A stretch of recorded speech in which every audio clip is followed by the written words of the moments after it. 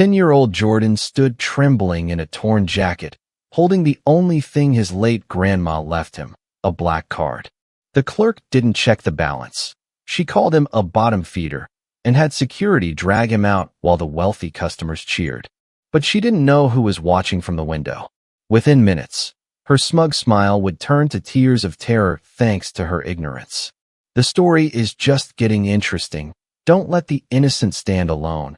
Subscribe to this channel now to ensure every voice is finally heard. Jordan stood at the tall granite counter, the top of it hitting him right at chest level. He had to stand on his tiptoes just to slide the worn brown envelope across the surface. He'd walked 3 miles to get here, and the heat had made the oversized, torn jacket feel like a heavy blanket, but he didn't dare take it off. It was the only thing he had that felt like it belonged to his grandmother. Natalie Anders didn't even look at the envelope at first. She was busy adjusting the red tie on her uniform, her eyes fixed on a small mirror behind the terminal. When she finally glanced down, her expression shifted instantly from professional boredom to sharp, visible disgust. She didn't look at Jordan's face. She looked at the frayed collar of his jacket and the holes in the elbows where the stuffing was starting to peek through. "Is this some kind of joke?" Natalie asked. She didn't whisper. Her voice was loud enough to make the man in the expensive suit at the next window turn his head. "Where are your parents, kid?" "My grandma sent me," Jordan said, his voice small but steady. "Well, she left me the instructions before she passed. She said on my 10th birthday, I should come here and check the balance. Today is my birthday." Natalie let out a short, jagged laugh that sounded more like a cough. She leaned over the counter, closing the distance until Jordan could smell her heavy, floral perfume. "Listen to me very carefully. This is a private wealth management branch. We don't do piggy bank savings for kids from your neighborhood. There's a check cashing place 3 blocks down next to the laundromat. Go bother them." "But the card is for this bank," Jordan insisted. He reached into the envelope and pulled out the black card. It didn't look like the bright blue or green cards his mom used to have. It was matte black, heavy, and felt like a piece of smooth stone. The moment Natalie saw the Platinum Reserve logo, her eyes narrowed. Instead of taking it politely, she snatched it out of his hand so hard the edge of the card nipped his finger. She held it up between 2 fingers as if it were a piece of trash she'd found in the gutter. "Where did you steal this?" she hissed. Jordan felt the blood rush to his face. The heat in his cheeks felt hotter than the walkover. "I didn't steal it. It belongs to me. My name is on the paper in that envelope." "I don't care what's written on a piece of scrap paper," Natalie snapped. She turned the card over, her lip curling as she looked at Jordan's dusty, worn-out sneakers. "Do you have any idea what kind of balance is required to hold one of these? People who own these cards don't wear jackets with holes in them. They don't walk into a bank smelling like the bus stop. You're lucky I don't just call the police right now and let them figure out which mailbox you fished this out of." She looked over at the teller next to her, a younger woman who was trying to look busy. "Can you believe the nerve? They're getting bolder every day. Sending kids in here now because they think we won't prosecute a minor. I'm not a minor. I mean, I am, but I'm not a thief," Jordan said, his hands starting to shake. He reached for the card, but Natalie pulled it back, out of his reach.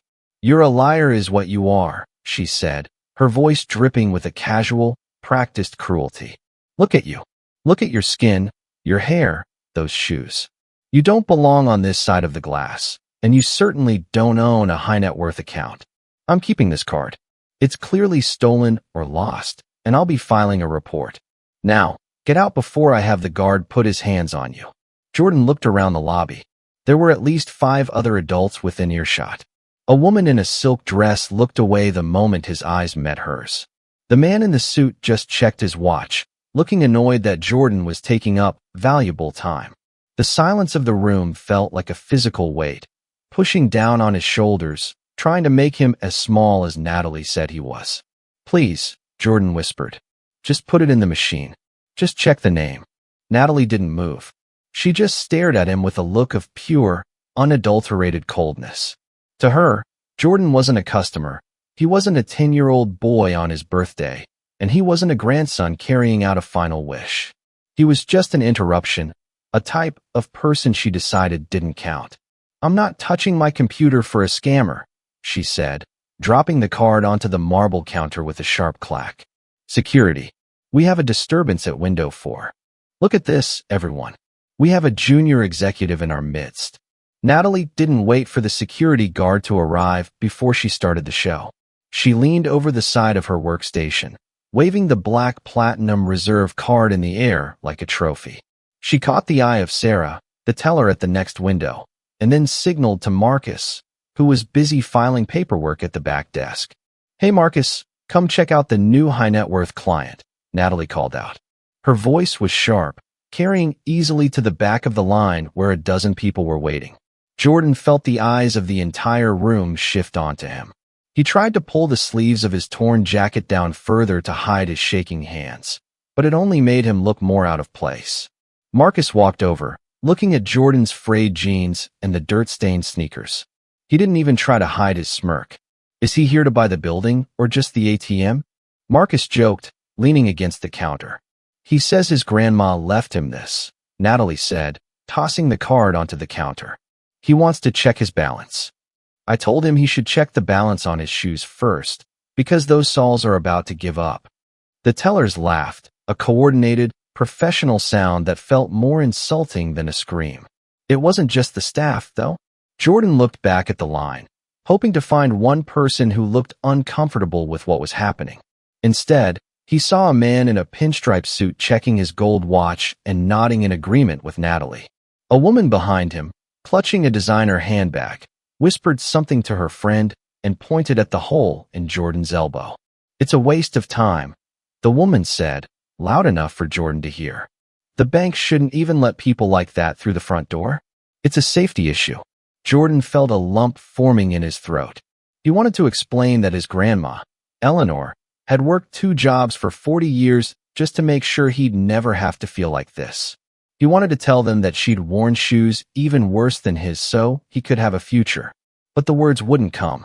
Every time he opened his mouth, another wave of laughter or a judgmental stare from a real customer shut him down. "Look, kid," Natalie said, her voice dropping the mock-friendly tone and turning cold. "You're making the real clients uncomfortable. You're stinking up the air with that jacket. This card is going in my drawer until the real owner claims it. Now, move along before this gets ugly." She turned back to her computer, dismissing him as if he were a glitch in the system. The line of people shifted forward, the man in the pinstripe suit stepping up and practically brushing Jordan aside as if he were a piece of furniture. No one asked if he was okay. No one told the tellers they were being cruel. They just stood there in their expensive clothes, giving their silent approval to his humiliation. Jordan stood there for a second longer, a small boy in a torn jacket, realizing that in this room full of people, he was completely invisible. Jordan didn't fight back when the security guard's hand landed on his shoulder. He let himself be steered away from the bright, open floor of the lobby toward a narrow hallway that smelled of industrial floor cleaner and stale air. The guard didn't push him, but the pressure was constant, guiding him to a single, cold metal chair bolted to the wall right outside the men's restroom. "Stay here," the guard said. He didn't look mean, just tired. "Don't go back to the counter. The manager is making a call." Jordan sat down. The metal was freezing against his legs through his thin jeans. Across the lobby, he could still hear the muffled sounds of the bank, the rhythmic clicking of keyboards, the soft chime of the entrance door, and the occasional burst of laughter from the teller line that made his stomach knot. He knew they were still talking about him. He reached into his jacket pocket and felt the envelope. It was crumpled now, the edges softened by the sweat from his palms. He pulled out the single sheet of yellowed notebook paper. The handwriting was shaky, the loops of the letters uneven where his grandmother's arthritis had made the pen skip. He'd read it a dozen times since the funeral, but in this hallway, with the smell of bleach in his nose and the sound of people mocking his existence just 20 feet away, the words felt different. "My brave Jordan," the letter began. "By the time you sit in that bank, I'll be gone, and the world will try to tell you who you are. They're going to look at your clothes, and they're going to look at your face, and they're going to think they see a boy who has nothing. They are wrong." Jordan wiped his nose with the back of his hand. He looked down at the hole in his sleeve. To the lady at the counter, this hole was proof that he was a thief. To his grandmother, this hole was a reminder of the winter she spent working double shifts at the laundromats so he could have a computer for school. I didn't leave you just money, Jordan, the letter continued. I left you 40 years of my life. Every hour I stood on my feet until they bled, I was doing it for you. You are carrying my hard work in your pocket. Never let anyone make you feel small. You belong in any room you walk into. You are worth more than they will ever know. A man walked past to use the restroom. He looked at Jordan, then at the torn jacket, and instinctively moved his wallet from his back pocket to his front. Jordan saw it. A week ago, it would have made him cry. But he looked back down at the shaky handwriting on the yellow paper. He folded the letter carefully and tucked it back into his pocket, right against his chest. He didn't look at the floor anymore. He sat up straight on the cold metal chair. Natalie Anders could take his card, and she could call the police, but she couldn't take the 40 years of dignity his grandmother had tucked away in that envelope. He wasn't waiting for a handout. He was waiting for what was his. Natalie didn't pick up the phone to call the fraud department. Instead, she slid the Platinum Reserve card into her blazer pocket and walked toward the employee break room, checking her reflection in the glass partitions as she went. She could see Jordan through the reflection, still sitting on that cold metal chair by the restrooms, looking small and defeated. In the break room, she found Marcus and Sarah hovering near the coffee machine. Natalie didn't look like a woman conducting a serious investigation.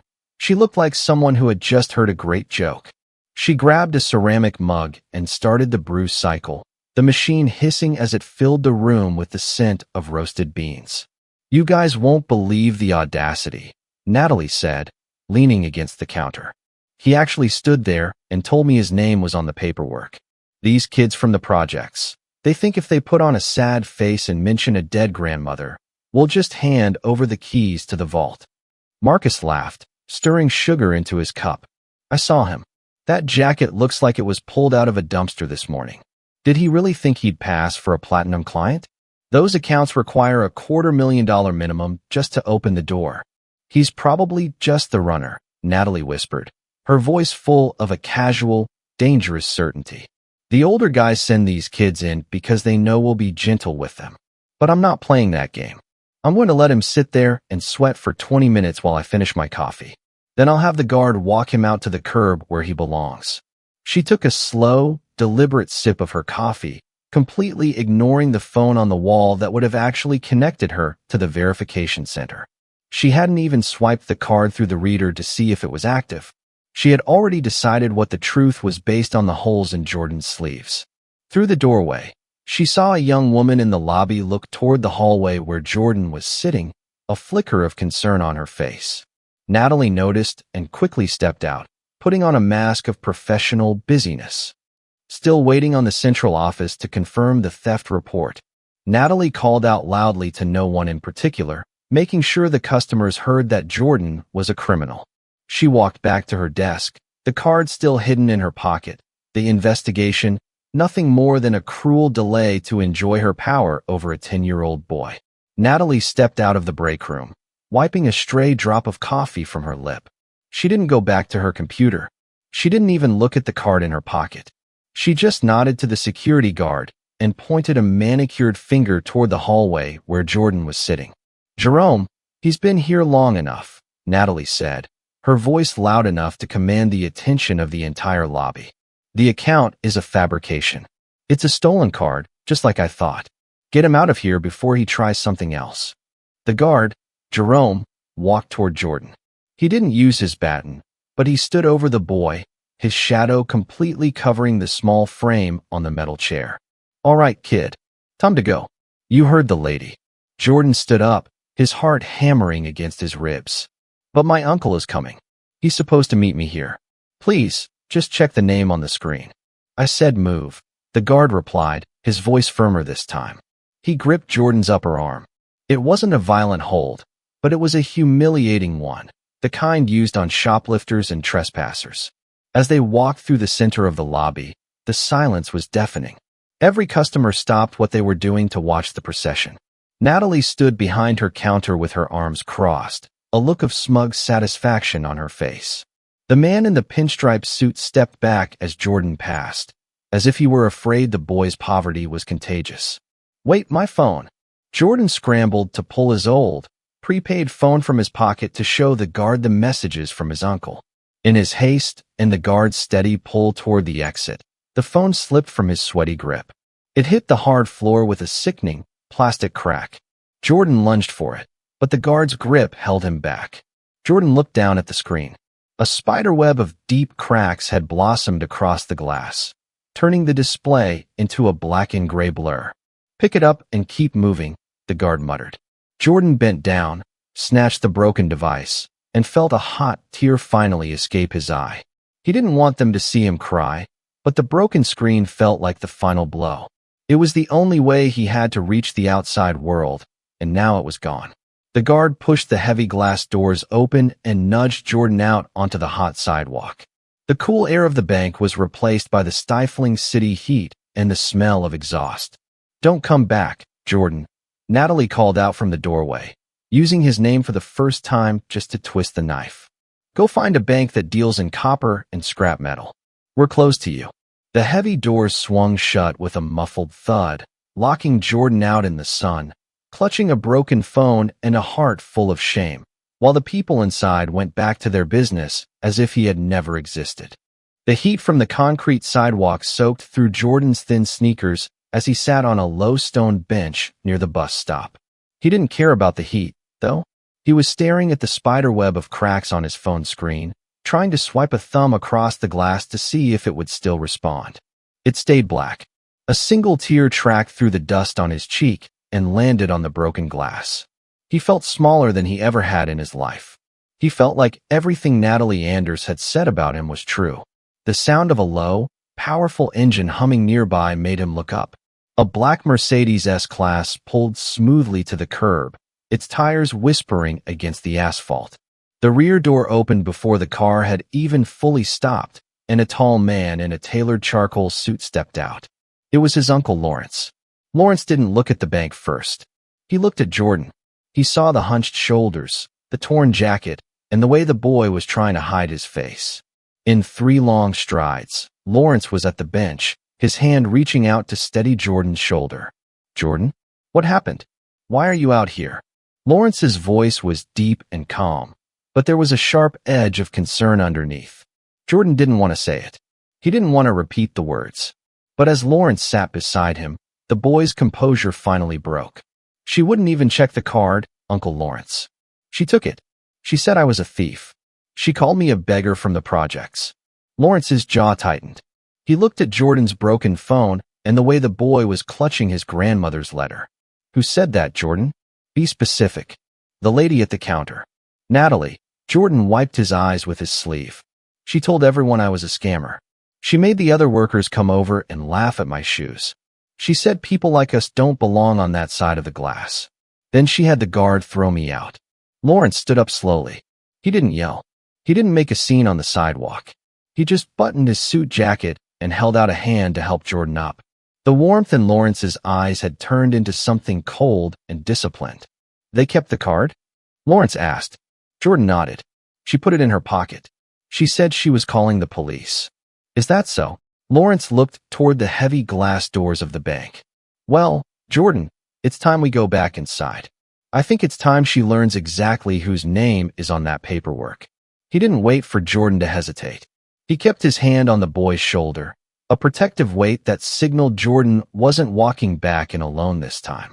As they approached the entrance, a second car, a silver SUV, pulled up behind the Mercedes, and a woman in a professional suit stepped out, clutching a tablet. She was the regional director. "Patricia," Lawrence said, not looking back. "I hope you're ready. We have a serious problem with the staff at this branch." The heavy glass doors hissed open, but this time Jordan didn't stumble through them. He walked in stride with Uncle Lawrence, whose presence seemed to pull all the oxygen out of the room. Behind them, Patricia Edwards, the regional director, walked with a purposeful, rhythmic click of her heels that silenced the low hum of the lobby. Natalie was leaning against the back counter, still laughing at something Marcus was showing her on his phone. When the door opened, She didn't even look up at first. "I thought I told that kid," she started to say, her voice trailing off as her eyes traveled from Jordan's torn jacket up to the face of the man standing beside him. The laughter died instantly. The man in the pinstripe suit, who had been filling out a deposit slip, froze. He recognized Lawrence. Everyone in the city's financial circle recognized Lawrence Thompson. "Natalie," Patricia's voice was like ice. She didn't wait for a greeting. "Why is this young man standing on the sidewalk with a broken phone instead of being assisted at your window?" Natalie's face went through 3 colors in 5 seconds. She stood up straight, her hands fumbling with the red tie she had been adjusting so confidently earlier. "Patricia, there was a misunderstanding. This boy came in with a high-tier card. I was just following protocol for a suspected theft. He didn't look like what, Natalie?" Lawrence asked. His voice wasn't loud, but it carried to every corner of the room. The silence in the lobby was so heavy you could hear the air conditioning hum.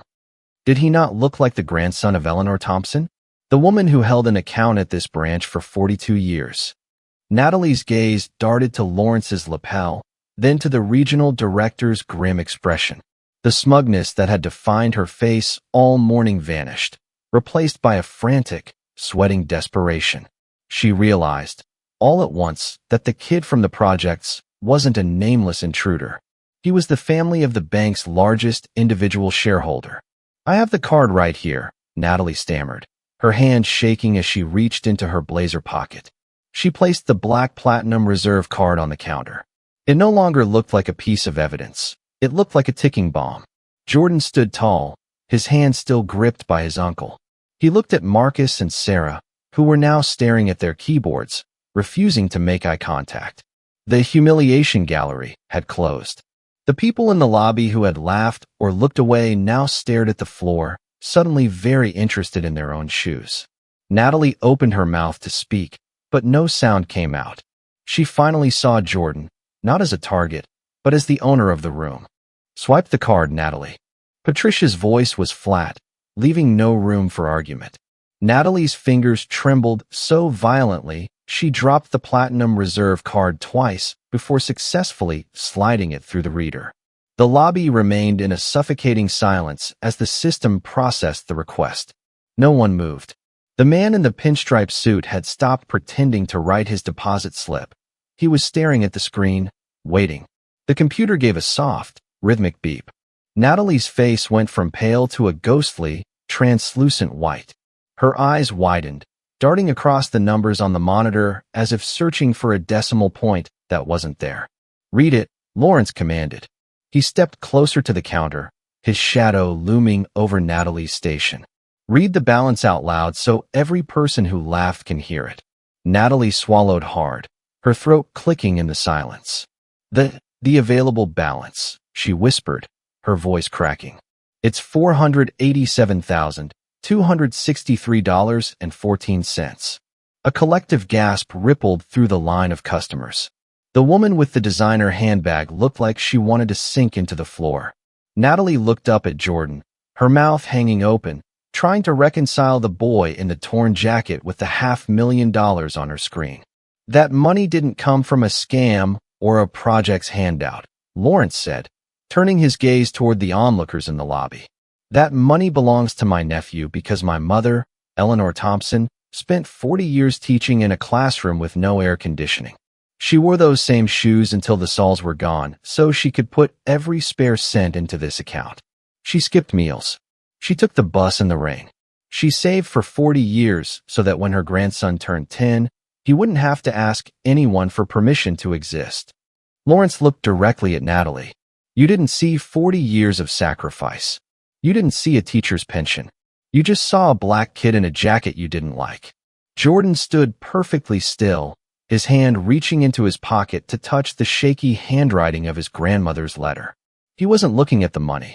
He was looking at Natalie, who was now leaning against the counter for support. The power had shifted completely. The numbers on the screen were just a confirmation of what Grandma Eleanor had already told him. He was worth more than they would ever know. "I'm sorry," Natalie stammered, the words hollow and late. "I didn't know. I thought. You thought you knew exactly who he was. Patricia interrupted, her voice sharp and final. And that is exactly why you no longer have a place in this institution. Pack your things, Natalie. You're done. Patricia's words weren't a suggestion. She signaled to Jerome, the security guard, who now stood with his head down, clearly ashamed of his own part in the morning's events. Escort Ms. Anders to the back to collect her personal items. Then walk her out the same door she just used to eject a client. Natalie didn't argue. The fire and arrogance that had fueled her all morning had completely vanished, leaving behind a woman who looked suddenly very small and very ordinary. She didn't look at Jordan as she was led away. Marcus and the other tellers stayed frozen at their stations, terrified that even a glance in the wrong direction would cost them their livelihoods too. Jordan felt a strange lack of anger. He looked at the screen one last time, seeing the numbers that represented his grandmother's entire life of work, and then he looked at his Uncle Lawrence. "Can we go now?" he whispered. "In a moment," Lawrence said. He turned to the customers who were still lingering, the ones who had whispered and pointed. "I hope you all got the show you wanted. Just remember that the balance of a person's character doesn't show up on a bank statement." They walked out together, leaving the cold, quiet lobby behind. 12 years later, Jordan Thompson stood in a much different room. He was no longer the boy in the torn jacket, but he still carried the cracked phone in his pocket as a reminder. He was standing on a stage at a community center in the neighborhood where he grew up. Behind him was a banner that read, "The Eleanor Thompson Foundation." He wasn't there to boast about his wealth. He was there to hand out the first round of scholarships to 20 kids who looked exactly like he did that day at the bank. Kids in worn-out hoodies and hand-me-down shoes who had been told by the world that they didn't belong in rooms of power. "My grandmother didn't leave me a fortune so I could buy expensive things," Jordan told the crowd, his voice firm and experienced. "She left me a lesson. She taught me that dignity isn't something someone gives you. It's something you carry inside you. People will try to make you feel small based on what you're wearing or where you're from. Let them try. Your worth is already settled." He looked down at his feet. He was wearing a pair of high-end dress shoes now, but he knew that if he took them off and put on those old, frayed sneakers from his 10th birthday, he would be the exact same man. He handed the first check to a young girl whose hands were shaking just like his hat. He leaned in and whispered the words he had read on a yellowed piece of notebook paper over and over again. "Never let them make you feel small," he said. "You belong in every room you walk into." Jordan Thompson's story is a powerful reminder that our value isn't determined by the clothes we wear or the assumptions of others. True wealth is built through sacrifice, and true character is revealed in how we treat those who seemingly have nothing to offer us. The next time you see someone being judged or cast aside, remember Jordan and his grandmother, Eleanor. Your voice might be the only thing standing between someone's humiliation and their dignity. Will you be the one who stays silent, or the one who speaks up? If this story moved you, please hit the like button and subscribe to our channel. We share real-world stories of justice, resilience, and the triumph of the human spirit every day. By subscribing, you're joining a community that chooses empathy over prejudice. Don't forget to click the notification bell so you never miss a lesson in courage. What would you have done if you were in that bank lobby? Let us know in the comments below. Carry your dignity with pride, and we'll see you in the next story.